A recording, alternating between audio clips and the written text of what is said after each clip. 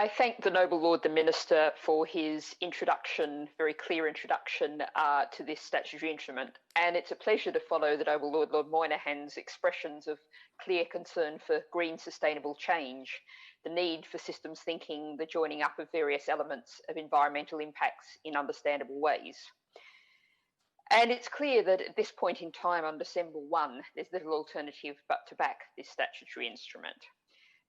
I can, as so many Noble Lords have in recent days and weeks been doing, only say thank you to the Secondary Legislation Scrutiny Committee for this very clear examination of this, as so many other SIs.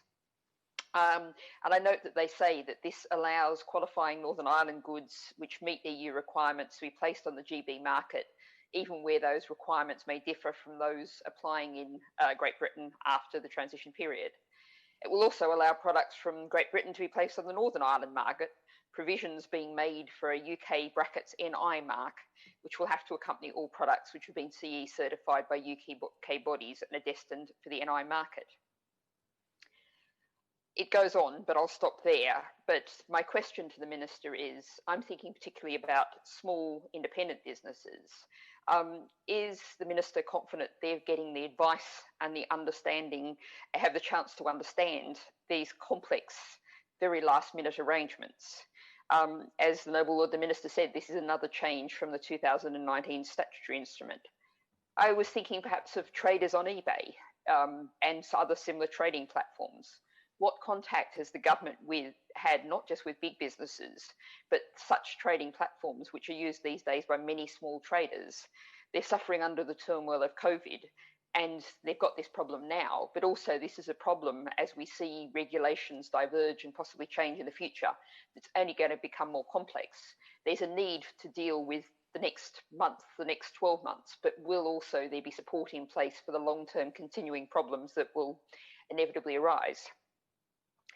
Now, both the Minister and the Noble Lord, Lord Moynihan, noted that this is a chance to look over where we are with eco-design. And I doubt that many Noble Lords can forget the period as these EU regulations were applied over the past decade or so, or were mooted. It was a tabloid storm. British floors would turn into archaeological assemblages from like a slovenly medieval household without 2,000-watt vacuum cleaners. British marmalade would be spread on soggy or whiter, somehow or other, inadequate toast without a huge blast of heat. We'd all be breaking our necks on the stairs without incandescent lighting, burning up the planet while showing us the way.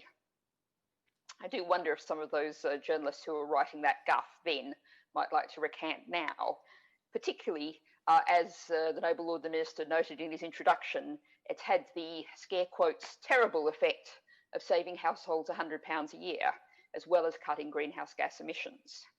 Now, however, it seems we're in a different age. The government has put out a consultation on higher energy standards, on improving on the EU standards. I can only applaud that.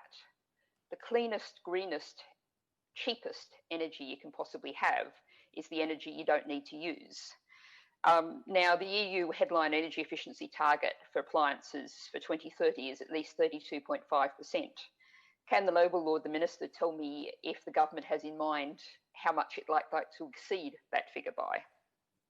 I note also that the consultation refers to the possibility of appliances being part of a smart grid, that your freezer might indeed be part of the energy storage system, and that there's talk of improving the performance of ovens and stovetops from A to A+, which could save 300,000 tonnes of carbon dioxide each year.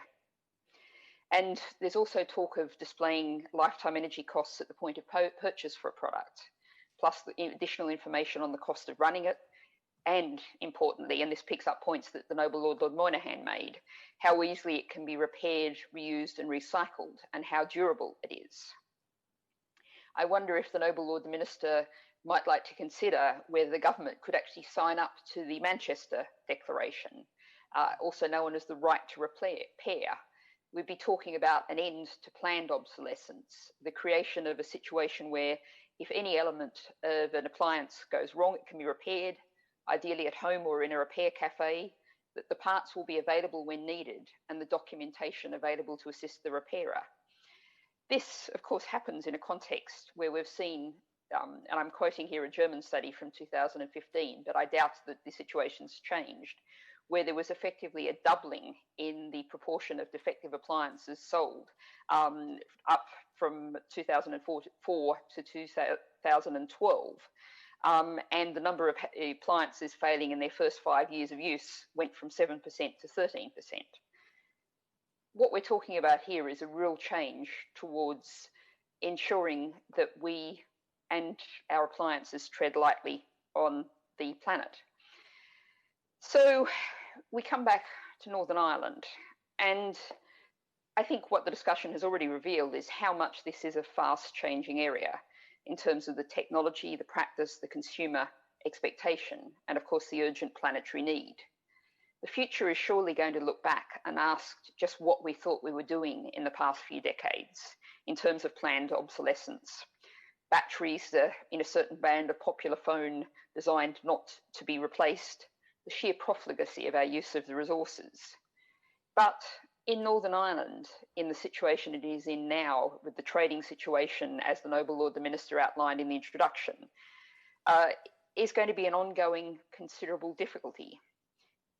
Is the government ready? Does it have sufficient plans in place, in particular, to help small business, not just through the inevitable chaos of January, the next 12 months, but in the years to come? Thank you, my lords.